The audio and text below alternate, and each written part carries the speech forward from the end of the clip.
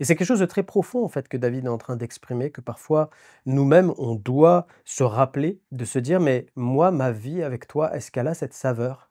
Est-ce que mon cœur est attaché à ce que je fais vraiment pour toi?» Mais David, lui, l'avait compris. Il avait dit, en fait: «C'est pas seulement l'animal qui doit être amené, mais c'est mon cœur sur l'autel». Et ce que Dieu nous demande en retour, c'est quoi? C'est un amour profond pour lui, une adoration constante. Bien, bonjour à tous et à toutes, content de vous retrouver. Tout de suite, on va aller à la parole de Dieu, le psaume 51, versets 16-17 en français courant. Non, tu ne veux pas de sacrifice, mais si je t'offre un animal entier, il ne te fera pas plaisir. Mon sacrifice, ô Dieu, c'est moi-même avec mon orgueil brisé. Ô Dieu, tu ne refuses pas de regarder un cœur complètement brisé. Amen. En fait, on est dans une période de la vie de David où il vient de pécher avec Bathsheba. Et vous connaissez sûrement l'histoire, il a même assassiné le mari, qui s'appelait Uri, pour prendre cette femme-là. Et David, bien, va être repris par Dieu à travers le prophète Nathan, qui va lui dire en clair: «Eh bien, tu as péché contre l'Éternel». Il va se repentir, demander pardon à Dieu. Il aura les conséquences de son péché, mais il sera pardonné. Normalement, il aurait dû même mourir en cas d'adultère, et Dieu va lui faire grâce, en fait. Et en fait, David est dans ce moment-là, où il est en train de s'exprimer à Dieu, d'exprimer sa repentance. Et il est en train de déclarer quelque chose de profond. Il est en train de dire que Dieu cherche une saveur particulière dans la repentance. Parce que parfois, nous, on peut se repentir un peu trop à la légère. Et David avait pris la mesure de la repentance dans sa vie. Et ce qu'il est en train de déclarer, il est en train de dire: si je t'offre même un animal entier, il ne te fera pas plaisir. Alors que pourtant, c'est la loi qui indiquait que pour la repentance, il fallait faire un holocauste, en fait. Et David dit: même si je te ferai un animal entier, ça ne te touchera pas, Seigneur. C'est comme si, en fait, il est en train de dire: je sais que ce plat-là sera sans saveur pour toi, il va être fade. Ma repentance va être fade, parce qu'en fait, j'aurai la forme, mais il y a quelque chose qui n'accompagnera pas ce que toi, tu m'as demandé de faire.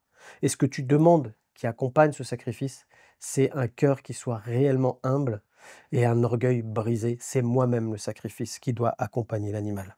C'est mon cœur. Et c'est quelque chose de très profond, en fait, que David est en train d'exprimer, que parfois, nous-mêmes, on doit se rappeler, de se dire: mais moi, ma vie avec toi, est-ce qu'elle a cette saveur? Est-ce que mon cœur est attaché à ce que je fais vraiment pour toi? En fait, Osée 6,6 nous dit: «Oui, je désire l'amour et non les sacrifices d'animaux», déclarera Dieu.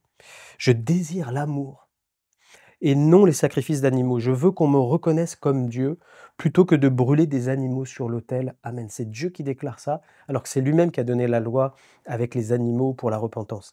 Ça ne veut pas dire que Dieu dit: il faut plus me faire ce genre de choses, de rituels dans l'Ancien Testament. Non, non, non, parce que tant que Jésus n'était pas venu, c'était ce qui était en vigueur.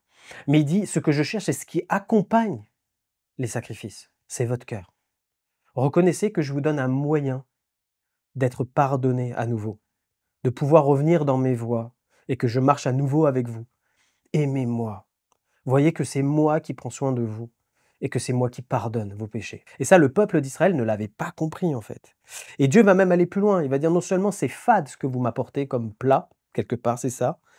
Il dit: mais j'en ai même horreur aujourd'hui. Ésaïe, chapitre 1, verset 11, le Seigneur dit: à quoi me servent vos nombreux sacrifices? Vous brûlez entièrement des moutons pour moi. Vous m'offrez la graisse des veaux. J'en ai assez de tout cela. Le sang des taureaux, des agneaux et des boucs, je n'en veux plus. Amen. Dieu est en train de dire: ça me dégoûte.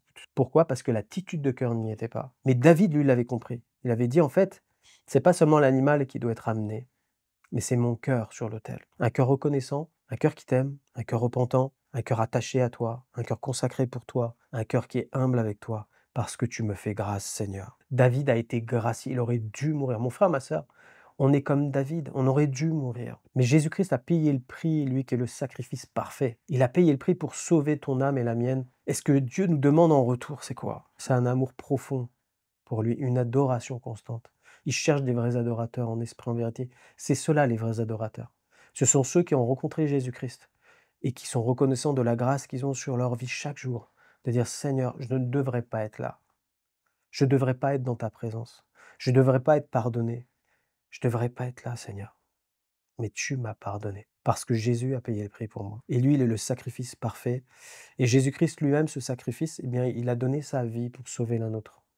Son sacrifice était d'une agréable odeur aux yeux de son Père, parce qu'il faisait toute la volonté de son Père et il le faisait par amour pour nous. Tous les ingrédients étaient réunis pour que ça soit quelque chose de bon, qui ait de la saveur ultime. Mon frère, ma sœur, ne perds pas ta saveur avec Dieu. On a ce texte, hein, si le sel perd de sa saveur, avec quoi lui rendra-t-on? Ne perds pas ta saveur, mais sois toujours reconnaissant et plein d'amour pour ton Dieu qui t'a sauvé. Et si tu dois passer par des temps de repentance, comme il nous arrive souvent de le faire, bien sois reconnaissant dans la repentance, à dire Seigneur, merci, parce que si je peux te demander pardon, c'est parce que Jésus a payé le prix pour moi et je veux mettre mon cœur aussi sur l'autel.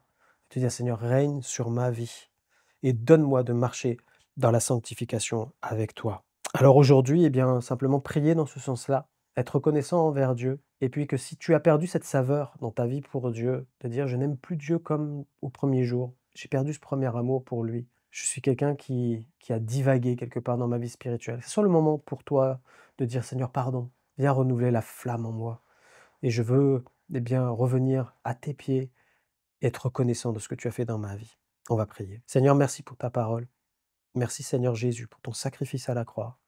Merci parce que tu as payé le prix. Seigneur, nous ne voulons pas être de ceux qui sont légers, Seigneur, et qui, Seigneur mon Dieu, ne prennent pas la mesure des choses. Si on peut te demander pardon, c'est parce que Jésus t'a payé le prix. Si on peut être enfant de Dieu, c'est parce que Jésus t'a payé le prix. Seigneur, merci. En retour, Seigneur, nous voulons vraiment t'aimer, marcher dans tes voies, t'obéir, faire ta volonté. Et Seigneur, c'est normal de faire cela, parce que Seigneur, tu nous as sauvés. Gloire à toi, Jésus, de nous avoir aimés le premier. Merci pour cette saveur que tu as donnée à notre vie. Donne-nous de ne pas la perdre, Seigneur, et de garder nos yeux fixés sur toi, Jésus. Merci, notre Dieu. Amen. Que Dieu vous bénisse. On se retrouve demain.